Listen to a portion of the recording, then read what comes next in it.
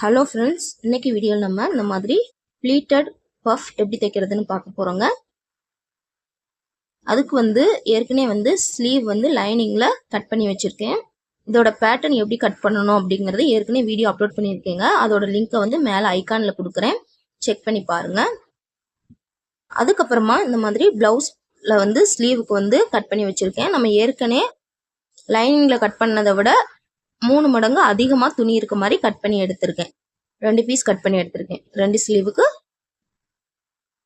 2 piece இந்த மாதிரி லென்த்தா cut பண்ணி எடுத்திருக்கேன். எந்த அளவு கிளாத் அதிகமாக எடுத்துக்கிறீங்களோ அந்த அளவுக்கு ஃப்ளீட்ஸ் அதிகமாக கிடைக்குங்க. கம்மியாக இருந்துச்சுன்னா அதை கூட வச்சு ஃப்ளீட் கொடுக்கலாம். ஆனால் ஃப்ளீட்டோட லென்த் ஜாஸ்தியாக இருக்க மாதிரி இருக்குங்க. இப்போ நம்ம ஸ்டிச் பண்ண ஸ்டார்ட் பண்ணிடலாம். ஃபர்ஸ்ட் ஃப்ளீட் தான் வைக்கணும். ஃபஸ்ட்டு ஒரு பக்கத்தில் ஃப்ளீட் வைக்க ஸ்டார்ட் பண்ணிடலாம். சும்மா 1 இன்ச் ஃபஸ்ட்டு முன்னாடி விட்டுட்டு அதுக்கப்புறம் ஃப்ளீட் வைக்க ஸ்டார்ட் பண்ணுங்க. கையில் ஒரு ஊசி மாதிரி எடுத்துட்டு இந்த மாதிரி துணியை லைட்டாக உள்ள தள்ளி இந்த மாதிரி ஃப்ளீட் கொடுத்து பாதி வரைக்கும் தைச்சிட்டு அடுத்த ஃப்ளீட் எடுத்துக்கலாம். ஒவ்வொரு ஃப்ளீட்டுக்கும் நடுவில் 1/2 இன்ச் டிஸ்டன்ஸ் இருக்க மாதிரி எடுத்துக்கோங்க, கரெக்டாக இருக்கும்.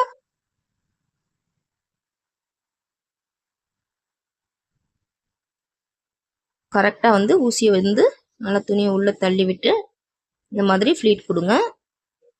எல்லா ஃப்ளீட்டோட அளவும் ஒரே மாதிரி இருக்க மாதிரி கரெக்டாக ஃப்ளீட் கொடுங்க. இதே மாதிரியே இருக்கிற கிளாத் ஃபுல்லாக ஃப்ளீட் கொடுத்து எடுத்துக்கலாம். இந்த மாதிரி லைட்டாக துணியை உள்ளே கொடுத்து ஊசியை வச்சு நல்லா உள்ளே தள்ளி விட்டு நல்லா நேராக வச்சு பாதி வரைக்கும் ஸ்டிச் போட்டுட்டு அதுக்கப்புறம் அடுத்த ஃப்ளீட் எடுத்துக்கோங்க. இதே மாதிரியே இந்த கிளாத் ஃபுல்லாக ஃப்ளீட் கொடுத்து எடுத்துக்கலாம்.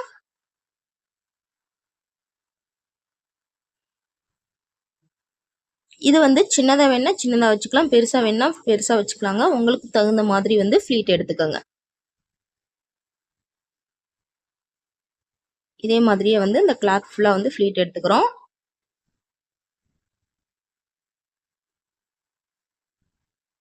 அவ்வளோதான் பாருங்க, ஃப்ளீட் கொடுத்து முடிச்சாச்சு. லாஸ்ட்டாக ஃபினிஷ் பண்ணுறப்பையும் 1 இன்ச் 1.5 இன்ச் பக்கமாக துணி மீதி இருக்க மாதிரி பார்த்துக்கோங்க.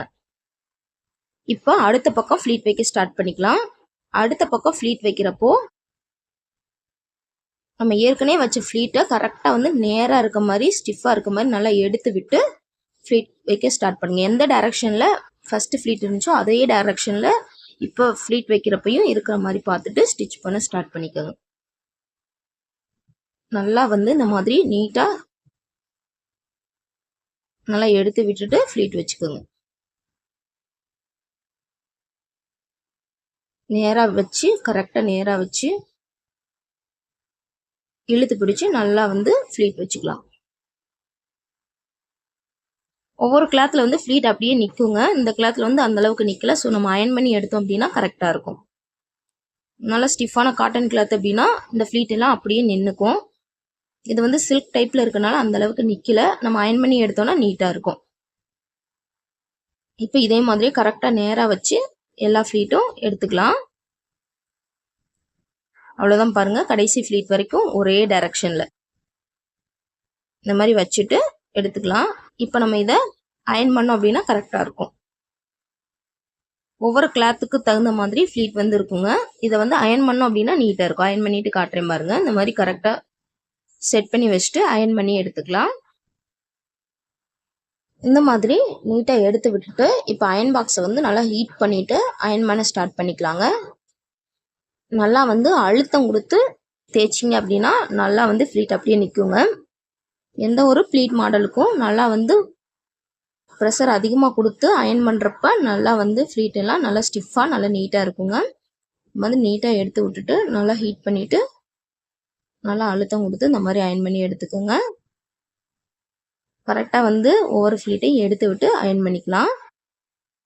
அவ்வளோதான், அயன் பண்ணியாச்சு. இப்போ காட்டுறேன் பாருங்கள். ஃப்ளீட்லாம் நல்லா நீட்டாக செட் ஆகிடுச்சு. இப்போ இது மேலே லைனிங் வச்சு நம்ம தைக்க போகிறோங்க. இந்த ஸ்லீவுக்கு வந்து கீழே வந்து எக்ஸ்ட்ரா பீஸ் கொடுத்து அடித்து திருப்ப தான் போகிறோம். அதனால் வந்து இந்த ஒரிஜினல் கிளாத்தோட ராங் சைடு மேலே ஸ்லீவ் லைனிங் கட் பண்ணி வச்சுருக்கோம் பார்த்தீங்களா, அதோட ராங் சைடை வச்சு ஸ்ட்ரெயிட்டாக வந்து தைச்சிக்கலாம். ரெண்டு பக்கமும் வெளிப்பக்கம் பார்த்தீங்க அப்படின்னா ரைட் சைடு இருக்க மாதிரி இருக்குங்க. அந்த மாதிரி வச்சுட்டு இப்போ ஸ்டிச் பண்ண ஸ்டார்ட் பண்ணிக்கலாம். இப்போ என்ன பண்ணணும் அப்படின்னா, லைனிங் இந்த மாதிரி மேலே போட்டு அந்த லைனிங் மேலேயே வந்து 1/4 இன்ச்சில் வந்து ஒரு தையல் போட்டு எடுத்துக்கலாம். ஃபர்ஸ்ட் வந்து ஸ்லீவோட கீழ்ப்பகுதியை தச்சுக்கலாம்.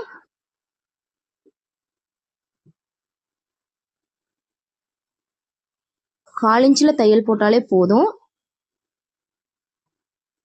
கரெக்டாக வந்து நேராக எடுத்து வச்சுட்டு கரெக்டாக வந்து தையல் போட்டு எடுத்துக்கலாம்.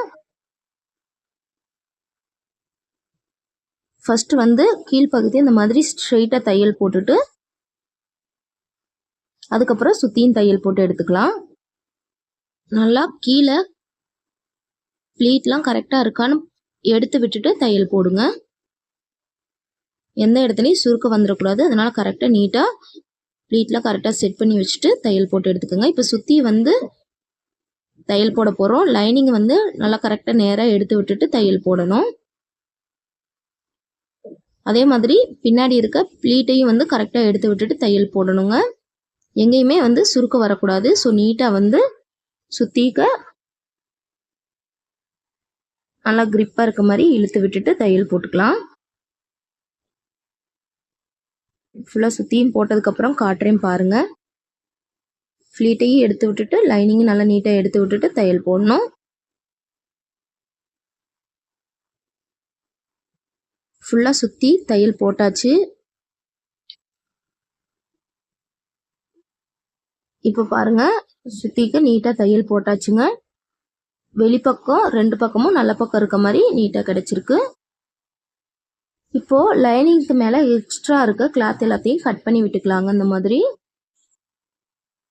லைனிங் எந்த அளவுக்கு இருக்கோ அந்த அளவுக்கு கரெக்டாக வந்து கட் பண்ணி எடுத்துக்கலாம்.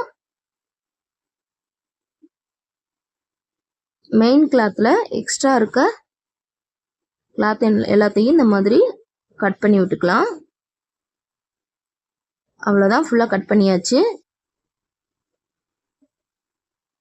இப்போ கீழே வந்து நம்ம ஸ்ட்ரெயிட் பீஸ் கொடுத்து தைக்க போகிறோம். பாருங்கள் ஃபீட்டில் எந்த அளவுக்கு பர்ஃபெக்டாக வந்திருக்கு அப்படின்னு. உங்களுக்கு இன்னுமே சுருக்கம் இருக்க மாதிரி தெரிஞ்சுன்னா இன்னொரு தடவை நல்லா நீட்டாக அயன் பண்ணி எடுத்துக்கோங்க. அப்போ வந்து நீட்டாக இருக்குங்க. இப்போ இதில் வந்து ஒரு ஸ்ட்ரெயிட் பீஸ் கொடுத்து அடித்து திருப்ப போகிறோம். ஸ்ட்ரெயிட்டாக தான் இருக்கனால நம்ம ஸ்ட்ரெயிட் பீஸே கொடுத்துக்கலாங்க. இந்த மாதிரி ஒரு 2 இன்ச் அகலத்தில் ஒரு பீஸ் வந்து நல்லா நீள வாக்கில் கட் பண்ணி எடுத்திருக்கேன். ஒரு பார்டர் பீஸ் மாதிரி எடுத்திருக்கேங்க. அது வந்து வெளியே கொஞ்சம் எக்ஸ்ட்ரா இருக்க தெரிகிற மாதிரி பைப்பிங் மாதிரி கொடுக்க போகிறோம். அதனால வந்து இந்த மாதிரி ஸ்லீவோட ராங் சைடு மேலே இந்த பீஸோட ரைட் சைடு வர்ற மாதிரி வச்சுட்டு 1/2 இன்ச்சில் தையல் போட்டு அதை உள்நோக்கி திருப்பி தைக்க போகிறோம். 2 பீஸையும் நல்லா நேராக வச்சுட்டு 1/2 இன்ச்சில் வந்து தையல் போட்டுக்க போகிறோம். கீழே வந்து ஸ்லீவை மடித்து உள்ளே திருப்புறதுக்காண்டி 1/2 இன்ச் தையலுக்கு விட்டுருக்கோம். ஸோ கரெக்டாக வந்து 1/2 இன்ச்சில் வந்து ஸ்ட்ரெயிட்டாக வந்து தையல் போட்டுக்கலாம். கரெக்டாக இந்த மாதிரி 1/2 இன்ச்சில் தையல் போட்டுக்கோங்க. தையல் வந்து நல்லா ஸ்ட்ரெயிட்டாக இருக்க மாதிரி போட்டுக்கோங்க.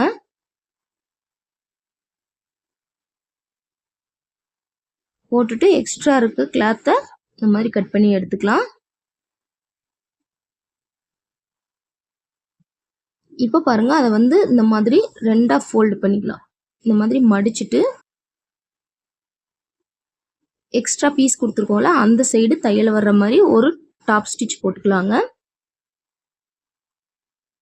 ஒரு தடவை ஃபோல்டு பண்ணி அதுக்கப்புறமா டாப் ஸ்டிச் போட்டுக்கிறோம். நமக்கு எந்த அளவுக்கு வெளியே அந்த பைப்பிங் மாதிரி தெரியணும் அப்படின்னு நினைக்கிறோமோ அந்த அளவுக்கு கரெக்டாக மடிச்சு கொடுத்து தையல் போட்டுக்கோங்க. உங்களுக்கு இந்த லென்த் வேணாம், இன்னும் சின்னதாக வேணும்னு நினச்சிங்கன்னா சின்னதாக வந்து மடிச்சு கொடுத்து தையல் போட்டுக்கோங்க.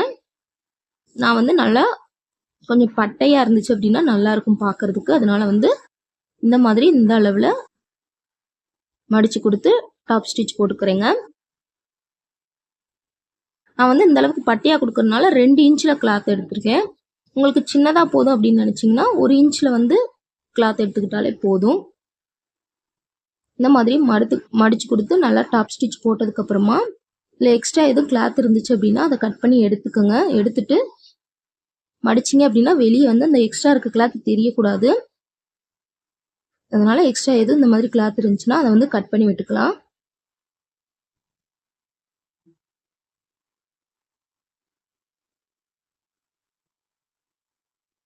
இந்த மாதிரி எக்ஸ்ட்ரா இருக்கல கட் பண்ணி விட்டுட்டு